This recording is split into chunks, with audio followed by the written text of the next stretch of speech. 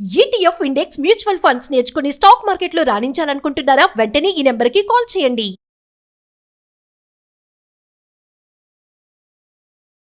నమస్తే కళ్యాణ్ గారు. విజయ్ గారు. కళ్యాణ్ గారు, మనకి సుమా అని ఒక ఆవిడ మనకి మెయిల్ చేశారండి. విషయం ఏంటంటే తనకి పెళ్ళై 20 ఏళ్ళు అవుతుంది. కూతురికి ఒక 6 నెలల్లో పెళ్ళట. నా కూతురికి పెళ్ళైతే నేను విడాకులు తీసుకోవాలి. నాకు చాలా షాకింగ్ అనిపించింది. కూతురికి పెళ్ళి ఏంటి, ఈవిడికి విడాకులేంటి అని కొంచెం క్లియర్గా చదివాను నేను. నాకైతే విషయం అర్థమైంది.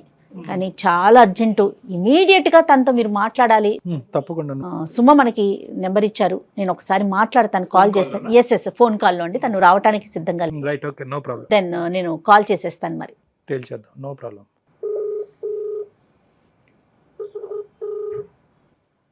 హలో, నమస్తే అండి, సుమగారా? అవునండి, ఎవరు? నేను జయానండి, అందమైన జీవితం ప్రోగ్రామ్ నుంచి కాల్ చేస్తున్నాను.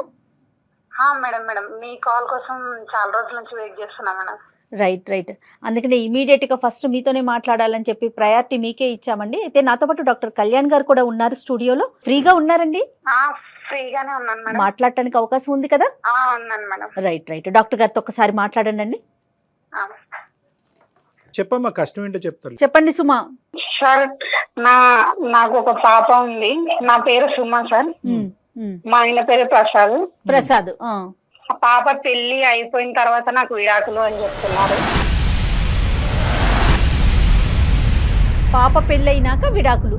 ఇదేంటమ్మా, చాలా విచిత్రంగా ఉంది అసలు. అందుకే మేడం, నేను చాలా రోజుల నుంచి వెయిట్ చేస్తున్నా. మీరు నాకు సలహా ఇస్తారేమని మీ వల్ల. చెప్పమ్మా, వివరాలు చెప్పమ్మా. పెళ్లి ఎప్పుడైంది, ఎలా జరిగింది పెళ్లి? మీది అరేంజ్డ్ మ్యారేజ్, లవ్ మ్యారేజ్? వివరాలు చెప్పమ్మా. Arranged marriage sir. అది తనకి అంతకు ముందుకు లవర్ ఉండేది, నిషా అనే అమ్మాయి సార్. నిషా అనే అమ్మాయి ఉండేది. అయితే ఆవిడ అంతకు ముందు ఉండేదనే విషయం నాకు తెలుసు, ఎందుకంటే ఆమె చనిపోయిందని చెప్పారు సార్ నాకు. పెళ్ళైన టైంకి చనిపోయింది కాబట్టి మిమ్మల్ని చేసుకుంటున్నాం అని చెప్పారు. మీదైతే అరేంజ్డ్ మ్యారేజ్? అవును సార్. సరే. అయితే నాకు దూరం చుట్టాలన్నమాట వాళ్ళు. ప్రసాద్ వాళ్ళు వరుసకి బాగా అవుతారు సార్ నాకు. ఓకే. అయితే ఒక 6 నెలలు ఉంది సార్ నా పాప పెళ్లి. కాదమ్మా, పెళ్ళైనప్పుడు మీతో ఎలా ఉండేవాడు ఆయన ప్రసాద్? మీతో అంటే ఆ విషయాన్ని, ఇప్పుడు నిషా అనే అమ్మాయి చనిపోయింది అంటున్నారు. ఓకే, అది మర్చిపోయి సజావుగా అంటే మామూలుగానే ఉండేవాడా? మామూలుగా అంటే ఏదో వస్తున్నా, తింటున్నా, వెళ్తున్నా అన్నట్లే ఉంటుండే మేడం. కుటుంబ బాధ్యతలు అవి తీసుకోవటం అట్లాంటివి ఏం లేవు. ఏం చేస్తుంటాడమ్మా ఆయన? బాధ్యతలు అంటే కొంచెం నార్మల్ గా ఉంటుండే, అంటే ఆయన వల్ల ఇబ్బంది ఏం లేదు. నేను నేనైతే నార్మల్ గానే ఉంటుండే మేడం. నాతో గొడవ పడడం అవి ఇవి ఏం లేవు, కానీ బాగా తాగుతాడు మేడం. ఒకటి ఎందుకు తాగుతున్నావు అని చెప్తే మాత్రం నేను ఆ అమ్మాయిని మర్చిపోవడానికి, ఆ అమ్మాయి గుర్తొచ్చి నేను తాగుతాను అని చెప్పిండు. నేను కూడా అప్పటి నుంచి నేను ఏం అడగలేదు. నిషా అనే అమ్మాయి చనిపోవటం వరకు జరిగింది, కానీ ఇతని మనసులో స్థానం మాత్రం అలాగే ఉందన్నమాట, పదిలంగా. అంతే కదమ్మా? అవును సార్. పచ్చబొట్టు కూడా ఉంటది సార్. ఆమె ఎక్కువ ప్రేమించిన అని చెప్పేసి పచ్చబొట్టు పొడిపించుకున్నాడు గుండె మీద. గుండెల మీద. అయితే నాతో ఉంటాడు, కానీ ఆ అమ్మాయి గుర్తు వస్తుంది అది కూడా చెప్పిండు సార్. చెప్తే నేను కూడా నార్మల్ గానే ఉన్నా, ఏదో ఇంకా పెళ్లి అయిపోయింది అది అనేసి, ఆమె లేదు కదా అనేసి నేను కూడా ఆమె లేదన్నట్టే ఉంటున్నా. మీరు కంఫర్టింగ్ గానే మిమ్మల్ని ఒప్పించుంటారు. అతను ఏమొచ్చి తాగుతున్నాడు, అతను ఆ బాధల్లో కూరుకుపోతున్నాడు, అతను డైవర్ట్ చేయడం గురించి పెద్దలు ఏమొచ్చి, అమ్మ అదంతా అయిపోయిందమ్మా, అమ్మాయి చనిపోయిందమ్మా, దామ్మ దగ్గర బంధువులే చేసుకుందాం అనగానే నువ్వు తల ఊపావు. అంతే కదమ్మా? అంతే సార్. అయితే ఏంటంటే మనసులో ఉన్నదా లేదా, ఉంటే గింటే కనుక ఎలా తీయాలి అని అనుకుంటున్నాడు, తాగుడు ద్వారానే మర్చిపోవాలని అనుకుంటున్నాడు, ఒకప్పుడు తాగుడికే బానిస అవుతే కనుక ఫ్యూచర్ ఎలా ఉండబోతుందని లోతుగా నువ్వైతే విశ్లేషించలేదు, పెద్దలు ఒప్పించారు, చేసుకున్నావు. అంతే కదమ్మా? ఇప్పుడు తాగుడికి బానిస అయ్యాడమ్మా? రోజు కొడతాడా? కొట్టడం అలాంటివి ఏం చెయ్యదు సార్. తాగుతాడా? తాగుతాడు అంతే. రోజు? సార్. ఏంటమ్మా, వ్యాపారమా ఉద్యోగం అతను చేసేది? జాబ్ చేస్తారు సార్. ఇప్పుడు నీ బిడ్డకి 22 సంవత్సరాలమ్మా? 22 సంవత్సరాలు సార్. ఒకతే పాప? 6 నెలలలో పెళ్లి ఉంది. ఆ పెళ్లి అవగానే నాకు విడాకులు అని నాకు చెప్తున్నాడు సార్. నేను అసలు నేనేమైపోవాలి, నేను ఎక్కడికి వెళ్ళాలి, నాకేం తోచట్లేదు సార్. అప్పుడు మా వరకు రాకముందు నువ్వు ఎవరి దగ్గరికి పోలే, అంతే కదా? పోలేదు సార్. నాకు ఎక్కడ ఎవరు చెప్పుకోవాలన్నా నా బాధ తెలియట్లేదు అనిపిస్తుంది. నీకేమనిపిస్తుంది అంటే, ఎందుకు ఇంత నిర్ణయం తీసుకున్నాడు అట్లా? నీకే అంటే నీ వరకు నీకేమన్నా తోచిందా తల్లి? నాకేం తెలీదు మేడం. అయ్యో. పాప వరకు చెప్పావమ్మా? పాపకి ఏమైనా అర్థమైందా ఇది? పాపకి తెలీదు, వాళ్ళకి తెలిస్తే ఏమవుతుంది ఏంటి అని. అతనితో ఒకసారి మనం మాట్లాడటానికి అవకాశం ఉంటుందా? నేను కాల్ చేయనా సార్? ఒకసారి కనెక్ట్ చేయండి కనెక్ట్ చేయి తల్లి. సుమా. చేస్తున్నాను. మీరు మాట్లాడే వ్యక్తి మీ ఆమె లేదా పిల్ల ఎక్కడి నుంచి వచ్చింది? దయచేసి లైన్ లో వేచి ఉండండి. చాలా మంది ఇలా ఉంటారండి. పిల్లలే ఇంపార్టెంట్ అంతే. పిల్లలే తను లేనిదే పిల్లలు లేరు, లేదా అతను లేనిదే. హలో, ఏమి టైంలో ఫోన్ చేసిన? ఎక్కడున్నారు మీరు? ఏదో బయట ఉన్నాను, చెప్పే వచ్చాయి కదా. నార్మల్ గా ఫోన్ చేశాను బావా. సరే, ఏమి? ఇక్కడ అందమైన జీవితం అనే ప్రోగ్రామ్ వాళ్ళు కాన్ఫరెన్స్ లో ఉన్నారు, కొంచెం మాట్లాడతారా? ఏంటిది? ఏం చెప్పారు? ఏం లేదు బావా, నార్మల్ గానే. భయపడిపోతున్నా. నమస్తే అండి ప్రసాద్ గారు నమస్కారం అండి. సారీ అండి, మీకు చెప్పకుండా మిమ్మల్ని మేము మీ కాన్ఫరెన్స్ కలపాల్సి వచ్చింది, వేరేలాగా అనుకోవద్దు. నేను జయానండి, అందమైన జీవితం ప్రోగ్రామ్ నుంచి, సుమన్ టీవీ నుంచి కాల్ చేస్తున్నాను. నాతో పాటు డాక్టర్ కళ్యాణ్ చక్రవర్తి గారు కూడా ఉన్నారు. ప్రసాద్ గారు నమస్తే అండి. సార్ నమస్తే సార్. మీకు చెప్పపెట్టకుండా ఫోన్ చేసినందుకు క్షమించండి. పర్లేదు సార్, చెప్పండి సార్. అంటే ఏం లేదు, చిన్న సందిగ్ధ పరిస్థితి, చిన్నదనాలో పెద్దదనాలో లేదంటే తెలియక అంశం తెలియని అంశం తెలియదు, కానీ ఇప్పుడు ఆవిడతో మీరు అన్నారంట పిల్ల పెళ్ళి అనేటటువంటిది ఎంత సంతోషకరమైనటువంటి అంశం, దాంతోపాటు మనకు కూడా మన ఇద్దరి మధ్యన కూడా గుడ్ బై అన్నారంట మీరు. ఏంటండి అది? ఇప్పుడు ఇన్నేళ్ళు మనసు చంపుకొని కాపురం చేశాను సార్. అంటే మా భార్యని తప్పుగా అనట్లేదు. ఒకటి, నా మనసుకు నచ్చిన అమ్మాయి, నేను మ్యారేజ్ కి ముందు ఒక అమ్మాయిని ప్రేమించాను. ఏంటి ఇప్పుడు ఆవిడ చనిపోయింది? సార్ ఇప్పుడు నేను 1997లో హైదరాబాద్ వచ్చాను సార్ కోర్స్ గురించి. Okay sir. అప్పుడు నాకు ఇక్కడ ఒక బస్ స్టాప్ లో ఒక అమ్మాయి పరిచయం అయింది. ఆ అమ్మాయి వచ్చి నర్సు సార్. ఓకే. నేను ఆ అమ్మాయి గాఢంగా ప్రేమించుకున్నాను సార్. ఎంత ప్రేమ అంటే ఒకరిని విడిచి ఒకరు ఉండలేనంత పరిస్థితి. అంటే నా కోర్స్ అయిపోయిన తర్వాత కూడా ఆమె కోర్స్ అయిపోవాలని చెప్పి ఆమె కోసం 3 ఏళ్ళు వెయిట్ చేశాను సార్. Okay okay. నేను ఎంతగా ప్రేమించానంటే మా తల్లిదండ్రులను కూడా అంతగా ప్రేమించాను సార్. అంత ఇష్టపడ్డాను ఆమెని. ఆమె కూడా మిమ్మల్ని, ఆమె కూడా నన్ను అంతే ఇష్టపడింది సార్. ఓకే. అది మేము మ్యారేజ్ చేసుకున్నామని ఇంట్లో వాళ్ళని ఒప్పిద్దామని చెప్పి, ఆమె మా ఇంట్లో వాళ్ళు నేను ఒప్పిస్తాను, మీ ఇంట్లో వాళ్ళు మీరు ఒప్పించండి అని చెప్పి మేము ఊరికి వచ్చేసాను సార్. నేను వచ్చేసిన తర్వాత ఒక 1-2 నెలలు అయింది సార్. ఆమె నుంచి ఏ రెస్పాన్స్ రాలేదు సార్ నాకు. ఇంకా నాకు నేను పిచ్చెక్కి ఏమైంది అని ఒక టీవీలో ఎదారితో ఆమె కోసం ఎంక్వైరీ చేశాను సార్. వాళ్ళ ఊరికి వెళ్ళాను. వాళ్ళ ఊరికి వెళ్తే ఆమె చనిపోయింది లేదండి, వాళ్ళ అమ్మ వాళ్ళ నాయన కానీ ఎక్కడి నుంచి వచ్చారు, ఆమె చనిపోయింది, అందుకు వాళ్ళ అమ్మ వాళ్ళ నాయన కూడా వెళ్ళిపోయారు అని చెప్పారు. ఎవరు చెప్పారండి? వాళ్ళ స్నేహితులు, బంధువులు అట్లా ఎవరు? పక్కన ఇంటి దగ్గర ఉంటారు కదా. Okay okay. ఎలా చనిపోయింది? వాళ్ళు అది చెప్పలేదు మేడం. చనిపోయింది అని అంటేనే నేను ఆ షాక్ గురైనాను మేడం. అసలు ఏమీ అడగలేదు మేడం. ఇంకా చనిపోయింది అంటేనే నా ప్రాణం ఇంకా లేదు మేడం అనుకుని ఇట్లు నెయ్యి తిరిగాను మేడం. ఏం చేయాలో తెలియట్లేదు. అప్పుడు ఒక తాగుడుకు బానేసాను, ఏం చేయాలో తెలియదు. ఇంకా అసలు డిప్రెస్ లేక వెళ్ళిపోయాను మేడం. మా అమ్మ మా నాన్న ఇంకా వీడిలాగా ఉంటే పిచ్చోడైపోతాడని చెప్పి మా దూరప చుట్టాలమ్మాయి మేడం, మా బంధువులు సుమా మా దూర బంధువులు. కాకపోతే నేను ఒకటే చెప్పాను మేడం, వాళ్ళమ్మ వాళ్ళ నాన్నగా చెప్పండి, నా మ్యాటర్ చెప్పండి, నేను ఇలా ఒక అమ్మాయిని ప్రేమించానని చెప్పి మళ్ళీ ఆ అమ్మాయిని చెప్పండి ఒక మాట. ఎందుకంటే రేపు పొద్దున తెలిసినా గానీ మనస్పర్ధలు రాకూడదు మా ఇద్దరి మధ్యలో అని చెప్పాను మేడం. చెప్పాను మేడం. చెప్తుంటే ఈమె సరే అండి, సరే ఏం పర్లేదు అని. ఆమె అంటే నాకు ఎంత ఇష్టం అంటే నా ప్రాణం మేడం.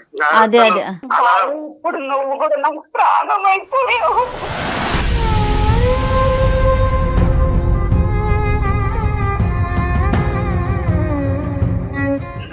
నువ్వు ఏడవద్దు, నేనేం చేయాలి చెప్పు. ఇప్పుడు నేను ఇన్ని రోజులు ఉన్నా కదా మీకోసం, 23 నుంచి ఉన్నా కదా. ఇప్పుడు నా కోసం నేను కానీ ఉండాలి కదా. ఇన్ని రోజుల నుంచి ఇదే అర్థం చేసుకున్నావా బావా నన్ను?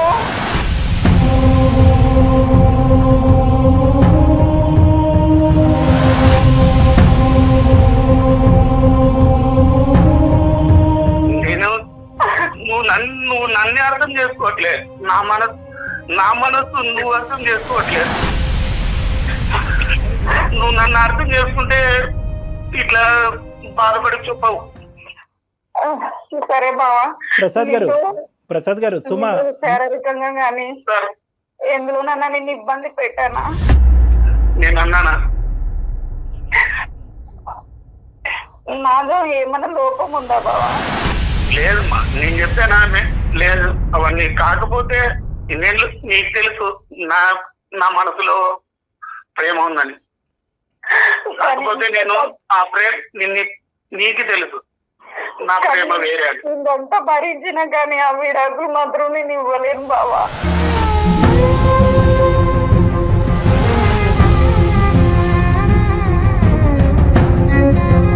మేడం నాకు కొంచెం హెల్త్ బాగాలేకుండా మేడం. ఒక హాస్పిటల్కి వెళ్ళాను. ఓకే. ఒక హాస్పిటల్కి వెళ్ళిన తర్వాత నిషా ఫ్రెండ్ అక్కడ పలకరించింది మేడం. నిషా ఫ్రెండ్ పలకరించింది మేడం. ఎలా ఉన్నారు ఏం కదా అంటే నాకు ఆమె అప్పుడు కనుక్కోలేదు మేడం ఎలా చనిపోయిందని. మరి ఎలా చనిపోయింది అప్పుడు షాక్ గురైపోయింది మేడం. ఏం చేయాలో అర్థం కాలేదు. అదేలేండి, అసలు డిఫరెన్స్ లేక వెళ్ళిపోయాను మేడం. అందుకు అది ఎలా చనిపోయింది కనుక్కుందామని ఈమెను అడిగాను మేడం. ఎలా చనిపోయింది, ఏమైంది, ఎందువల్ల అని అడిగితే అన్న ఎవరు చెప్పారన్న చనిపోయిందని. 1.5 years నుంచి నా దగ్గర ఇక్కడే జాబ్ చేస్తుంది, ఇక్కడే నర్సింగ్ లో చేస్తుంది అన్న అని. హైదరాబాద్ లోనే ఉంటుంది. అసలు అప్పుడు షాక్ గురయ్యాను మేడం. అసలు నా ప్రాణం ఒక్కసారిగా నన్ను మాట్లాడిస్తే నా మనసు లేచి నాతో మాట్లాడితే ఎలా ఉందో అలా ఫీలింగ్ వచ్చింది. ఆమె బయటకు పిలుచుకొని వస్తాను అనింది మేడం. అన్న నేను నిజానికి పిలుచుకొని వస్తానన్నా, మీరు మాట్లాడండి, చాలా రోజులు అయింది కదా అంటేనే ఒక్కసారిగా ఏం చేశాను మేడం. అసలు అది ఎలాగంటే ఒక్కసారిగా నా ప్రాణం డబ్బని కనపడితే ఎలా ఉంటుందో అలా వచ్చేసింది మేడం. ఏమో అదేలేండి. ఇప్పుడు ఆమె నా జీవితం అనుకున్నా, ఆమె నా సర్వస్వం అనుకున్నా, ఆమె ఒక్కసారిగా కనపడేదానికి ఏం చేయాలో అర్థం కాదు. మీరు మాట్లాడారా, చూసారా నిషాని? చూశాను మేడం, మేడం ఒకరికొకరు మాట్లాడుకున్నాం. తనకి పెళ్ళయిందండి? మ్యారేజ్ కాలేదండి, ఇంతవరకు చేసుకోలేదండి. మరి అసలు చనిపోయింది అని అంత పెద్ద మాట ఎలా క్రియేట్ చేశారండి వాళ్ళ ఊర్లో? అదే తెలియదు మేడం. అదే అడిగాను మేడం. మేము అక్కడ నుంచి ఇల్లు ఖాళీ చేసాము, అందువల్ల ఏమన్నా ఇలా చెప్పారు, రూమర్స్ పుట్టిస్తుంటే వచ్చేసారు. ఓకే. తనైనా మరి మీకోసం ట్రై చేసి ఉండాలి కదా. మీరు వెళ్ళారు అక్కడ దాకా, ఇన్ని సంవత్సరాలు ఎక్కడున్నారు ఏంటనేది మరి అప్పుడు అమ్మాయి ఉన్న ప్రయత్నం చేసిందటనా? అవన్నీ నేను అడగలేదు మేడం. ఇక చూసిన ఆనందంలో మీరు ఇంకా అక్కడ దాకా వెళ్ళాల. అమ్మాయి బతికుంది, హ్యాపీ. నెక్స్ట్ ఏంటండి ఇప్పుడు? ఇంకోటి మేడం, ఆమెకైతే మ్యారేజ్ కాలేదనింది. నేను మ్యారేజ్ చేసుకున్నానని కూడా చెప్పలేదు మేడం ఆమెకి. అదేంటండి, ఇంకొక 6 నెలల్లో మీ పాపకి పెళ్లి పెట్టుకున్నారు కదా, పెళ్ళే అవ్వలేదని చెప్పకపోతే ఎట్లాగా ప్రసాద్ గారు? అంటే మీ ప్రసాద్ గారు, మీ బాధను నేను అర్థం చేసుకోగలను. ఇనీషియల్గా ఏంటంటే ఫోన్ కలపగానే నానా బూతులు తిడదాం అనుకున్నాను నేను అసలు మిమ్మల్ని. కానీ ఎక్కడైతే కనుక మీరు ఆ ప్రేమ అనేటటువంటి పదం, ఆ గాఢమైనటువంటి బంధం గురించి మాట్లాడారో ఆటోమేటిక్గా నేను సౌండ్లెస్ అయిపోయాను. జయ గారే అన్నీ అడిగారు. ఇప్పుడు మాత్రం నాకు ఇది నచ్చట్లేదు. మీకు పెళ్ళి అయిందనే అంశం ఏం దాచిపెట్టవలసిన అవసరం ఏమి? అంటే ఆ సిచ్యువేషన్ లో చెప్పలేకపోయాను సార్. ఆమె మ్యారేజ్ నా కోసం వెయిట్ చేస్తుంది. తను చేసుకోలేదు కదా, నేను చేసుకున్నానని చెప్తే ఎలా అర్థం చేసుకుంటుందో అని మీరు ఆగిపోయారు, అంతేనండి? అంతే మేడం. ఓకే. అంతేనా, లేదంటే ఆలోచించి తర్వాత చెప్దామని అనుకున్నారా? ఇప్పుడు పెళ్ళి అయింది ఒకటి ప్రసాద్ గారు, పెళ్ళి అయ్యిందా అని అడిగితే కనుక అయ్యింది అనేది మీరు దాచిపెట్టడానికి అంటే ఏమని చెప్పారు? అక్కడ అవ్వలేదని చెప్పారా, లేదంటే ఏదో చెప్పాలి కదా సమాధానం? అంటే సార్ అడిగితే అంటే నిదానంగానే ఇలా చెప్తామని అనుకున్నాం సార్. ఆమె మాట దాటేసేసారు, డైవర్ట్ చేశాను సార్. మరి స్వార్థం కదా సార్ అది. ఇప్పుడు వరకు ప్రేమ అన్నారు, జీవితం అన్నారు, ఆ అమ్మాయి నా సర్వస్వం అన్నారు. ఆ అమ్మాయి పక్కన భార్యని లైన్లో పెట్టి పాపం ఆ అమ్మాయి ఇంకా బతుకుంది. అది గ్రేట్. మీ ఆవిడకి శతకోటి అది ఎంత వందనాలు. బాధగా అనిపిస్తుంది. అవును మేడం, శతకోటి వందనాలు మీ భార్య గారికి. ఆవిడకి పాదాభివందనాలు చేయాలి నిజంగా. ఎందుకంటే కనుక ఒక ఆడది 20-21 సంవత్సరాల పాటు భర్త మనసులో వేరే వాళ్ళ స్థానంలో పెట్టుకున్న భర్త 1-10 సార్లు పక్కన పడుకున్నా, కుర్చీలో కూర్చున్నా, భోజనం వడ్డిస్తున్నా, ఇవన్నీ కూడా నువ్వు నాకు సేవకురాలుగానే చేస్తున్నావే కానీ నీ మనసులో నీకు స్థానం లేదు అనేటటువంటి మాట వింటూ భరిస్తూ ఆవిడ ఇక్కడి వరకు ప్రయాణం చేస్తుంది. చూడండి, ఈ దరిద్రమైనటువంటి న్యూస్ వినటం గురించి ఆవిడకి హ్యాట్స్ ఆఫ్ నిజంగా.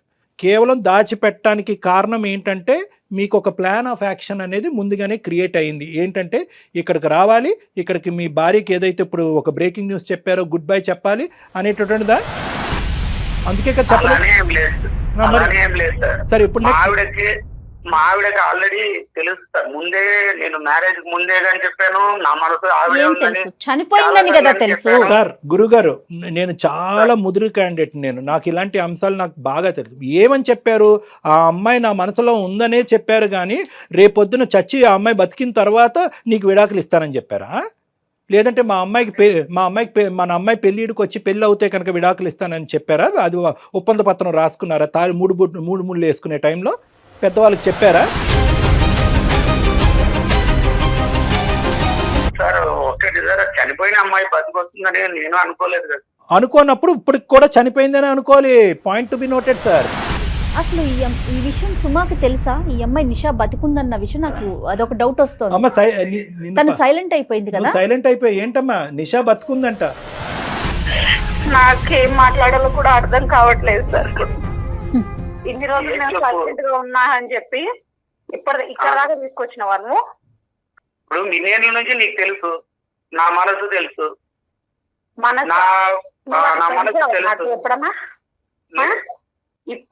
ఇప్పుడైనా ఇంకా ఎప్పటి నుంచో సాగుతుంది ఈ రంకు వ్యవహారం.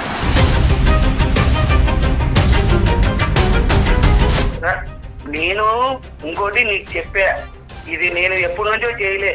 ఇంకోటి ఇప్పుడు ఆ అమ్మాయి ఇప్పుడు ఇదిగా నేను నీతో చెప్తున్నా, ఇంతవరకు నీకు చెప్పలే, ఇప్పుడు చెప్తున్నా. ఇప్పుడు అది సారోళ్ళు అడిగితే చెప్పా. ఇప్పుడు ఆల్రెడీ అమ్మాయి బతికొచ్చిందని నాకు ఎప్పుడు తెలిసింది? మొన్న మనం హాస్పిటల్ వెళ్ళాం కదా. నాశనం అయిపోయింది. నువ్వేంది ఇట్లా చేస్తున్నావు? నేనేమైపోవాలి? కూతురు పెళ్లి పెట్టుకొని ఈ వయసులో పెళ్లింది నీకు. మేమేమైపోవాలి? అల్లుడేమంటాడు? పరువు ఏమైపోతుంది? అది కూడా సమస్య కాదు. ఇప్పుడు సమస్య అంటే ఇప్పుడు ఇన్నేళ్ళు మీకోసం, ఇప్పుడు నా కోసం నేను ఉండాలి కదా. నా కోసం అంటే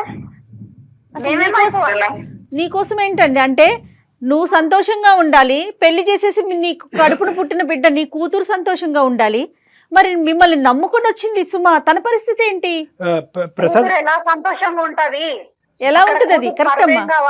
సుమా ఒక్క నిమిషం నాన్న. ప్రసాద్ గారు, నాకు అన్నయ్య తమ్ముడు మీరు తెలియదు కానీ తమ్ముడు ఒక్క నిమిషం వినండి. ఏంటి మీ కోర్స్ ఆఫ్ యాక్షన్ ఏంటి చెప్పండి. ఇప్పుడు ఇది ప్లాట్ఫాము. ఇప్పుడు ఆ అమ్మాయికి ఏంటంటే చాలా పెద్ద గిఫ్ట్ ఇచ్చారు మీ భార్యకి. మీ భార్యకి పాపకు కూడా ఇద్దరికి చాలా పెద్ద గిఫ్ట్ ఇచ్చారు మీరు, రిటర్న్ గిఫ్ట్. ఏం చేద్దాం అనుకుంటున్నారు? నెక్స్ట్ ఏంటి? అసలు మీ నోట్లోంచి ఇంకా ఏం రాలేదు. ఎలా కంక్లూడ్ చేద్దాం అనుకుంటున్నారు ఈ వ్యవహారాన్ని? ప్రేమ వర్సెస్ పెళ్లి. సార్ ఇంకోటి, నేనైతే మనసు మా అమ్మ నాన్న చేసింది మ్యారేజ్ సార్ ఇది. యాక్చువల్లీ ఇంకోటి ఎందుకంటే మాకి ఒక సిస్టర్ ఉంది సార్, ఒక తమ్ముడు ఉన్నాడు సార్. వాళ్ళని దృష్టిలో పెట్టుకొని చేసుకున్నాను సార్ మ్యారేజ్. ఎందుకంటే రేపొద్దున అమ్మా నాన్న ఏమన్నారంటే రేపొద్దున వాళ్ళకి చేస్తే పెద్దోని మ్యారేజ్ కాకోకుండా తమ్మునికి ఎలా చేస్తారు అని అడుగుతారు, ఏదైనా లోపాలు ఉంటాయిరా అని అడుగుతారా, మన దూర బంధువులే అని చెప్పింటేనే మ్యారేజ్ చేసుకున్నాను సార్. ఒక బలిపశువు దొరికింది కాదు ప్రసాద్ గారు, ఒక బలిపశువు దొరికింది కట్టేసారా తాడు అని చెప్పారా? అంటే అంతా మీ స్వార్థమేనండి. మీ చెల్లెలికి, మీ తమ్ముడికి, మీ అమ్మకి, మీ నాన్నకి, మీ పుట్టిన బిడ్డ వీళ్ళే సంతోషంగా ఉండాలి. బయట నుంచి వచ్చిన మరి ఆ పిల్ల పరిస్థితి ఏంటి? ఆ అమ్మాయి గురించి ఆలోచించరా? ఏం మాట్లాడుతున్నారండి ప్రసాద్ గారు మీరు? అసలు మేడం నేను ఎంత స్వార్థంగా మాట్లాడుతున్నారో తెలుసా?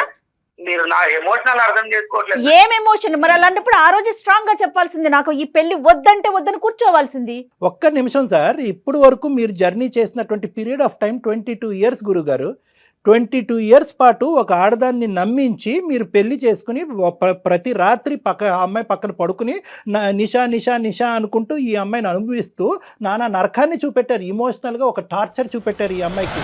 ఈరోజు వేరే అమ్మాయి మీ జీవితంలో మళ్ళీ అదే అమ్మాయి మళ్ళీ మీ జీవితంలో వచ్చిందని చెప్పి ఇంక చేతులు దులిపేసుకుని అప్పుడు బలవంతంగా పెళ్లి చేసుకున్నారు కాబట్టి నేను ఇలా పెళ్లి చేసుకున్నాను అన్నారు. ఎవరండి కాపురం చేయమన్నారు మిమ్మల్ని?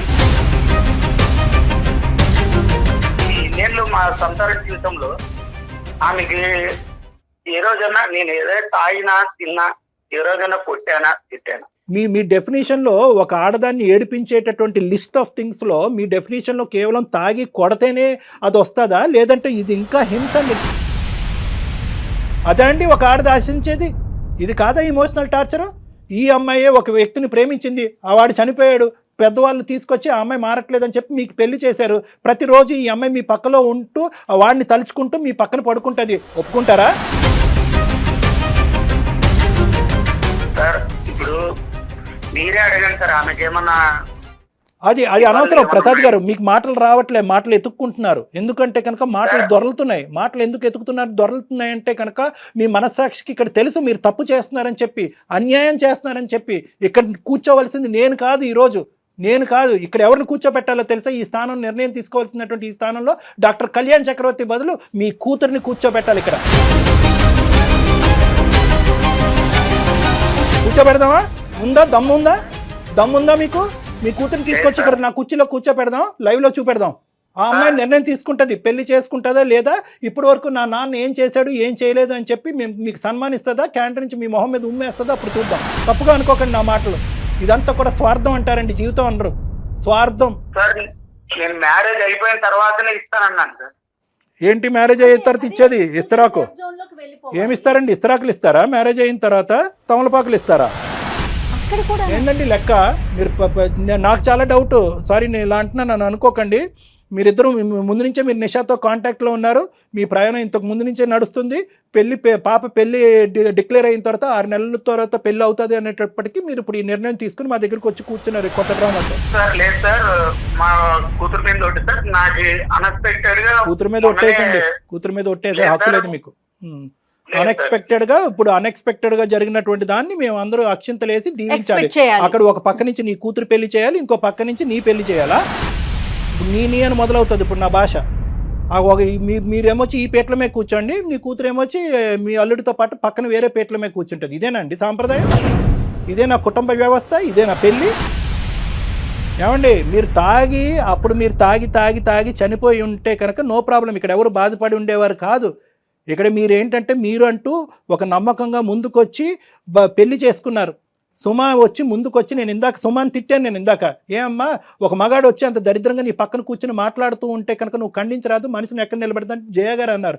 ఎంతమంది ఆడవాళ్ళకి ఆ ధైర్యం వస్తుందంటే నో, మొక్కగా వంగంది మానయ్య వంగదు.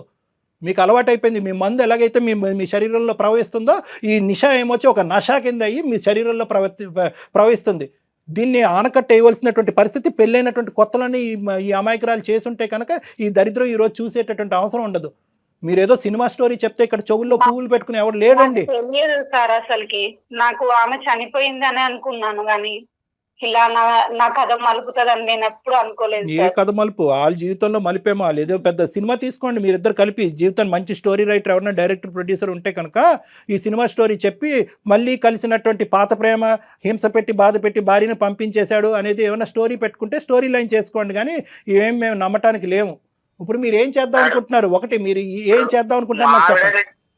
ఇప్పుడు మా ఆవిడనే చెప్పమానండి సార్, ఏం చేద్దాం? ఆవిడెందుకు చెప్తుందండి? నిషాని తీసుకొచ్చింది మీరు, మీ ఆవిడ కాదు. ఏం చేద్దాం అనుకుంటున్నారు? నిషాతో ఏం చేస్తారు, సుమతో ఏం చేస్తారు, మీ కూతురుతో ఏం చేస్తారు? అది ఫస్ట్ లెక్క తేల్చండి, ఇక్కడ తర్వాత మీతో మాట్లాడు. మీరు మా ఆవిడ నొప్పింది సార్, ఆమెనైతే మ్యారేజ్ చేసుకోను కానీ ఈవిడ దగ్గరే ఉంటాను. కాకపోతే ఎక్కువ రోజులు ఆమె దగ్గరే ఉంటాను. గాడిది గుడ్డేం కాదు. ఇప్పుడు ఏం మాట్లాడుతున్నారు మీరు? ఏంటండి మాట్లాడేది మీరు? అంటే ఏంటి భార్యని ఇక్కడ పెట్టుకుని పక్కన ఇంకో దాన్ని ఉంచుకుంటారా? మీరు ఎన్ని రోజులు వస్తారో మాకు అర్థమైందిలేండి. ఇంకా అక్కడే తెచ్చేస్తారు. ఇక్కడ రావడానికి మీకు డెస్టినేషన్లో ఇక్కడ ఏం లేదు కదా, మీకు అట్రాక్షన్ అయిపోయింది. వాడేసుకున్నారు 20 ఇయర్స్ పాటు. తాగారు, వాడుకున్నారు, తాగారు, వాడుకున్నారు. సుమా వింటున్నావమ్మా ఆయన ఏమంటున్నాడు? అలాగని ఎలాగంటారు సార్? ఇంకోటి, ఒక అమ్మాయి మనకు నచ్చిన అమ్మాయి దగ్గర ఉంటానని అనుకోవచ్చు కదా సార్ మీరు. నేను కూడా మీరు నాకు మనసు నచ్చారనే కదా నేను చేస్తున్నా మీతో సంసారము. అంటే మీరు ఏమనుకుంటున్నారు ఇప్పుడు? అంటే ఆవిడని పెళ్లి చేసుకున్నావు, నేను ఇప్పుడు నీకు ఉంపుడు గతిలాగా ఉండాలి పక్కకి. నువ్వు ఆమె మ్యారేజ్ చేసుకోను, నిన్ను వదిలిపెట్టాను. నువ్వు అంతగా పెళ్లి కాలేదనేసి నువ్వు ఆమె ఎంట పడతావా? ఇప్పుడు నాకు పెళ్లి అయ్యింది, నాకు ఒక పాప ఉంది అని అన్న తర్వాత నా మీద మోజు తీరింది. నీకు ఆమె మీద కనుక ప్రేమ ఉంటే నువ్వు నా పక్కలోకి రాకపోతుంది. బిడ్డను కూడా కనకపోతుండే. అసలు నిషా నాకు ఈ బాధ కూడా రాకపోతుండే. కూతురు ఉందని తను యాక్సెప్ట్ చేస్తుందేమో, అప్పుడు చూద్దాం. అక్కడ దాచిపెట్టాడు. నిదానంగా చెప్దాం అనుకున్నాను మేడం. ఆ అమ్మాయి నా కోసం వెయిట్ చేసిందంటే ఆమె నన్ను ఎంత ప్రేమిస్తుందోనే నేను అనుకుంటున్నాను. ఏం మాట్లాడుతున్నావు? అంటే నా ప్రేమ అర్థం కాలేదు, దాని ప్రేమ నీకు అర్థమైంది. 20 ఏళ్ళు కాపురం చేసింది. ఏమయ్యా ఏదయ్యా ప్రేమ? ఏంటి ప్రేమ? సంసారం చేసింది నా దగ్గర. ఏ నీ భార్య నీకు ఇచ్చింది ప్రేమ కాదా? నీ కూతురు నమ్ముకుని ఇప్పుడుతో పాటు నీతో పాటు తండ్రి ఎంతో పవిత్రమైనటువంటి మనిషి అని చెప్పి ఊహించుకుంటుంది. బొమ్మలాగా ఉన్నా ఇంట్లో కదా, నువ్వు ఆట ఆడితే నువ్వు ఆడేలాగా. ఒకటి ప్రసాద్ గారు, నేను ఒక్కటి చెప్తున్నాను వినండి. మీలో కూడా ఎక్కడో చోట మంచితనం అనేది, మానవత్వం అనేది ఉంది అనే నమ్మకంతో కూడా నేనేంటంటే ఇంకో లెవెల్కి వెళ్లకుండా చాలా మర్యాదపూర్వకంగా నేను మాట్లాడుతున్నాను. ఇప్పటికీ కూడా నాకు మీ మీద ఎటువంటి ద్వేషం లేదు, నేను మీ శత్రువుని కాదు. ఒక మానవతా దృక్పథంతో మీకు మీ ప్రేమ అనేది ఎంత ఇంపార్టెంటో మీరు మీ భార్యకి మీ కూతురికి అంతే ఇంపార్టెంట్. ఇది ఫస్ట్ గుర్తుపెట్టుకోండి. నెంబర్ 1. నెంబర్ 2, ఎట్టి పరిస్థితుల్లో మీ భార్య మీకు విడాకులు ఇవ్వదు. మీరు తాగుడు ఆపేసి మీరు చేసినటువంటి తప్పు ఏంటి అనేది రియలైజ్ అయ్యి ఇప్పుడు కానీ తర్వాత కానీ ఇక్కడ జరిగేటటువంటి వాస్తవ పరిస్థితి మీ నిషాకి చెప్పండి. Most important. ఎందుకంటే ఆ అమ్మాయికి మెడకాయ మీద తలకాయ ఉంటే కనుక నిజంగా ఆ అమ్మాయిలో ఒక ఆడది అనేటటువంటి ఒక మానవత్వం అయినటువంటి ఒక యాంగిల్ ఉంటే కనుక సచ్చినా కూడా ఇందులో వేలు పెట్టదు. నెంబర్ 1 నేను అనుకుంటున్నా. ఆ అమ్మాయి కేరళ ఉందండి. నేనైతే ఒకటే అనుకుంటున్నా, నేనైతే ఆమె నన్ను ఇప్పటికీ ఇష్టపడుతుంది కాబట్టి. సార్ ఒక్క నిమిషం, మీరు ఏమన్నా ఊహించుకోండి గురుగారు. ఎందుకంటే మీ ప్రేమ అనేటటువంటి దాని మీద మీకు చాలా బలమైనటువంటి నమ్మకం ఉంది కాబట్టి మీరు ఎన్నన్నా కథలు అల్లుకోండి, ఏమన్నా ఊహించుకోండి. కానీ నా ప్రేమ కనిపిస్తలేదు సార్, ఆమె ప్రేమనే కనిపిస్తుంది. అది ఒక మత్తమ్మ నషా పెట్టింది ఇక్కడ. ఒక్క నిమిషం వినండి, నేను చెప్పేది ఆ మత్తు తీరాలంటే నేను లెక్క చెప్తాను. ఒక్క నిమిషం. నీ భార్య అయితే విడాకులు ఇవ్వదు. నెంబర్ 1. నిషాకి చెప్పండి. నిషా నేను అనుకోవటం 210% వద్దురా బాబు, ఎందుకంటే నేను ఒక ఆడదాన్ని, ఆ అమ్మాయి కూడా ఒక ఆడదే. 40 సంవత్సరాల క్రితం నాది ప్రేమ అంటే కనుక మంది 3 సంవత్సరాల ప్రేమ, నీ భార్యది 22 సంవత్సరాల పాటు ప్రేమ. అక్కడ మీ ఇద్దరు సాక్ష్యంగా ఒక ఆడపిల్ల ఉంది, పెళ్లి కావాల్సినటువంటి ఆడపిల్ల ఉంది అని చెప్పి నీకు స్పెషల్గా ఒక బంగారు ప్లేట్లో గడ్డి పెడుతుంది. కాబట్టి ఇక్కడ ఒకవేళ ఆమె ఒప్పుకుంటే సార్ ఆమెకి బుద్ధి లేదనుకోవాలి. అదే అందుకని దశల వారిగా చెప్తానని అంటున్నానుగా. ఫస్ట్ అది ప్లాట్ఫామ్. మీకు అంత లెక్క బాగానే ఉంది, మీరు ఏం ప్రయాణం చేశారో, ఎంత దొంగ ప్రయాణం చేశారో, నీలాంటి వ్యక్తితో అసలు ఈ అమ్మాయి ఎందుకు కాపురం చేస్తున్నా అనేది నాకు బాధగా ఉంది. పెళ్లి కావాల్సినటువంటి పిల్ల దగ్గరలో ఉంది కాబట్టి అమ్మ తల్లి బంగారం నువ్వు ఉండమ్మా ఇటువంటి మనిషి అయినా అని చెప్తున్నాను. కానీ ఇంకొక ఫేస్ ఉంటే కనుక తూ అని చెప్పి ఉమ్మేసి నీ అమ్మాయి కూతురుతో పాటు వెళ్ళిపోయి నీ దారి నువ్వు తీసుకోమ్మా అని చెప్పుండేవాడిని. సరే, నేను వినండి, నా మాట పూర్తిగా వినండి. నిషాకి చెప్తావు. నిషాకి చెప్పిన తర్వాత నిషాతో నువ్వే కాదు ఈ అమ్మాయి కూడా మాట్లాడుతుంది. మాట్లాడకపోతే మేము ఇక్కడ ఉండి మేము మీ ఇద్దరితో నిషాతో అందరినీ కూర్చోపెట్టి మేము మాట్లాడతాం. నిషాకి ప్రత్యేకంగా తెలియవలసినటువంటి అవసరం ఉంది. ఇంత వేడి ఉండేటటువంటి దాంట్లో ఆ అమ్మాయి వేలు పెడితే కనుక మళ్ళీ కేరళ పారిపోద్ది ఆ అమ్మాయి. సో కాబట్టి నేను చెప్తున్నాను, అది ఒకటి. ఒకప్పుడు మీరు అన్నటువంటి సందిగ్ధమైనటువంటి సూపర్ కాంప్లికేటెడ్ క్వశ్చన్ ఏదో అడిగానని మీరు ఫీల్ అవుతున్నారు కదా. ఒకప్పుడు నిషా ఒప్పుకుంటే అసలు నిషా ఎవరండి ఒప్పుకోవటానికి ఒప్పుకోకపోవటానికి? ఆ అమ్మాయికి ఎంత దమ్ము ధైర్యం ఉంటే కనుక మీ జీవితంలో వేలు పెడుతుంది. అప్పుడు ఏం చేస్తానో తెలుసా, నా పాను నా కింగ్ని తీసుకొస్తాను. ఎవరంటే కనుక మీ అమ్మాయిని.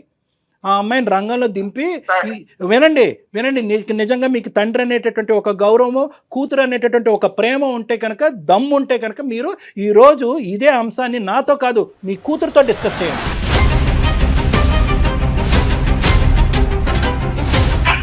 సార్ అమ్మాయి తీసుకురావద్దండి సార్, అమ్మాయికి చెప్పొద్దండి సార్. చెప్పకుండానే వ్యవహారం అమ్మాయి అంటే నాకు చాలా ఇష్టం సార్. అమ్మాయి లేదండి, ఇది దాగుడు మూతల దాంపత్యం కాదండి.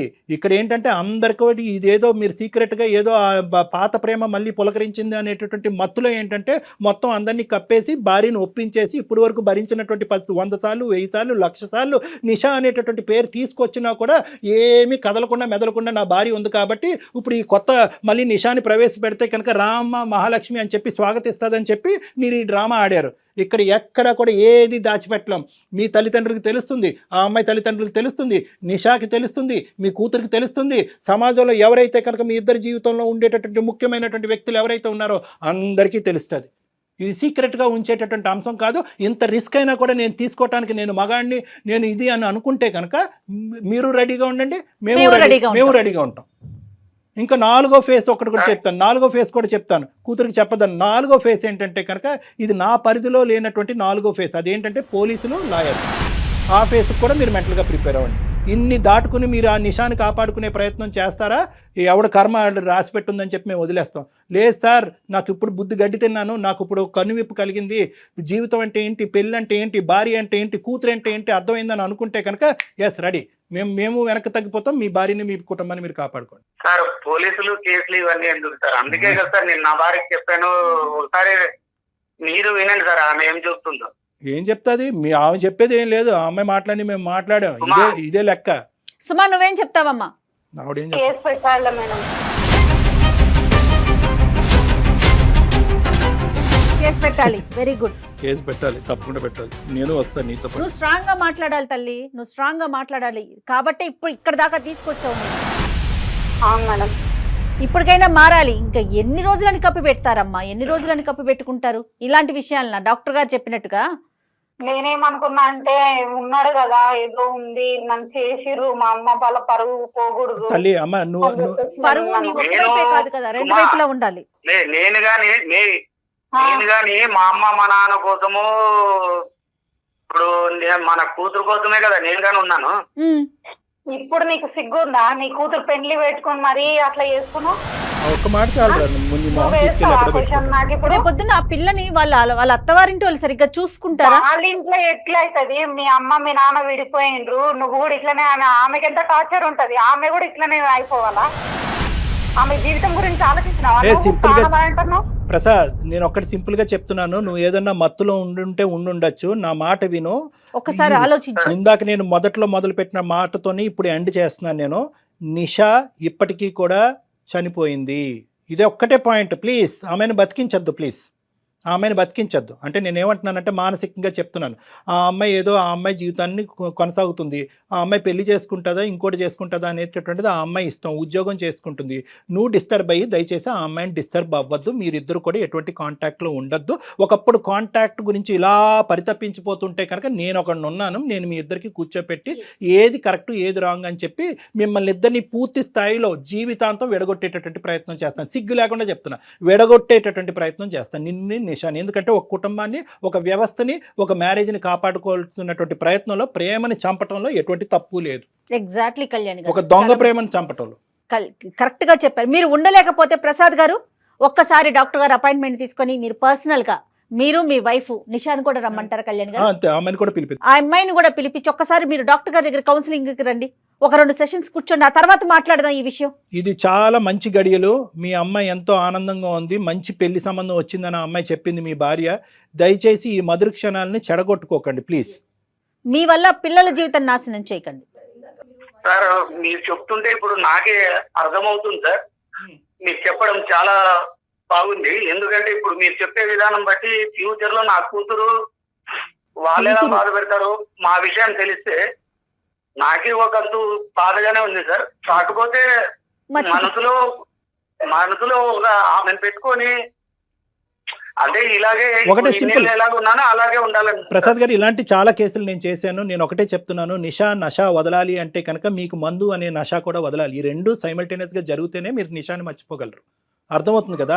మీరు తాగుడు ఆపేసేయాలి, ఆ అమ్మాయిని కూడా దూరం పెట్టాలి. మొత్తం ప్రోగ్రామ్ అంతా నేను చేస్తాను. మీరు మంచి వ్యక్తి, ఒక మంచి తండ్రి, ఒక మంచి భర్త అని కూడా నేను అనుకుంటున్నాను. కాబట్టి దయచేసి మీరు ఇటువంటి తొందరపాటు నిర్ణయాలు తీసుకొచ్చి అందరి జీవితాలని అస్తవ్యస్తం చేయొద్దు. నా దగ్గరికి రండి, నేను అపాయింట్మెంట్ ఇస్తాను, మనం కూర్చుని మాట్లాడుకుని క్లోజ్ చేద్దాం. ఓకేనా సుమా? సుమా నీకు ఓకేనమ్మా? సార్ మీకు నేను రుణపడి ఉంటాను సార్ నా సంసారాన్ని నిలబెట్టినందుకు. లేదమ్మా, ఆల్వేస్ ఆల్వేస్ ఎనీ టైం ఒకసారి రండి అమ్మా. చాలా జాగ్రత్త. థ్యాంక్స్ సార్ మీకు. Okay okay. ప్రసాద్ గారు మర్చిపోకుండా మీరు డాక్టర్ గారిని కలవాలండి, సరేనండి? ఓకే సరే అమ్మా, సంతోషం, నమస్తే. సెలవమ్మా, ఆల్ ద బెస్ట్. నమస్తే. అందుకేనేమో డాక్టర్ గారు మీరు నిజం చెప్తున్నాను, ఏది వాడాలో అతని మెడిసిన్ ఏంటో మీరు కనిపెట్టారండి అంతే. వెంటనే. వాళ్ళ అమ్మాయే అతని మెడిసిన్. అంతే. అతను మనం బెదిరించాలన్నా, భయపెట్టాలన్నా, బ్రతిమలాడాలన్నా కూడా ఆ పిల్లే కరెక్ట్ బాంబును వాడారండి. ఓకే. ఒకసారి వస్తే గనక మీరు కూర్చొని మాట్లాడి కాపురాన్ని సెట్ చేసే ప్రయత్నం తప్పకుండా చేయండి కళ్యాణ్ గారు. తప్పకుండా. రైట్ అండి, థ్యాంక్ యూ. నమస్తే. నమస్తే జయ.